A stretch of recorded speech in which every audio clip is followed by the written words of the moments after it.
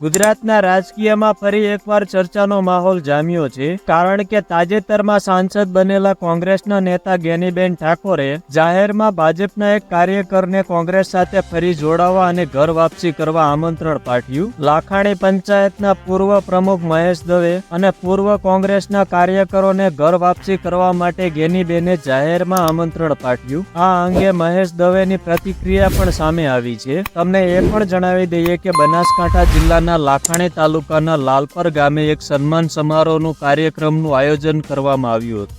આ કાર્યક્રમમાં સાંસદ ગેનીબેન ઠાકોર, કોંગ્રેસના નેતાઓ, અગ્રણીઓ અને મોટી સંખ્યામાં કાર્યકરો ઉપસ્થિત રહ્યા હતા. આ દરમિયાન જાહેર મંચ પરથી ગેનીબેને કોંગ્રેસમાંથી ભાજપમાં જોડાયેલા અને લાખાણી પંચાયતના પૂર્વ પ્રમુખ મહેશ દવે અને પૂર્વ કોંગ્રેસના કાર્યકરોને ઘર વાપસી કરવા માટે આમંત્રણ પાઠવ્યું હતું. ગેનીબેને કહ્યું હતું કે મહેશભાઈને જો ઘર વાપસી કરવી હોય તો અમે કોંગ્રેસના આગેવાનો તેમને આમંત્રણ આપીએ છીએ. જે દિવસે હું મામેરાની માતર ખવડાવવા આવું એ દિવસે મહેશભાઈની ઘર વાપસી થાય એવી હું અપેક્ષા સાથે મહેશભાઈને આવકારું છું. ગેનીબેનના આ નિવેદન બાદ હવે મહેશ દવેની પ્રતિક્રિયા સામે આવી છે. મહેશભાઈએ કહ્યું છે કે ગેનીબેનનું આમંત્રણ માથા પર રાખું છું, પણ 2 દિવસ પહેલાનો સ્ટેજ રાજકીય સ્ટેજ ન હતો. ગૌ માતાની વાત હતી એટલે હું સ્ટેજ પર ગયો હતો. હું ભાજપ સાથે જ છું અને મારી સરકાર ગૌ માતા માટે જ છે એટલે જ હું સ્ટેજ પર ગયો હતો. મહેશભાઈએ ફરીવાર પણ કહ્યું હતું કે હવે ભાજપ સાથે જ છું. તો મિત્રો, તમને એ પણ જણાવી દઈએ કે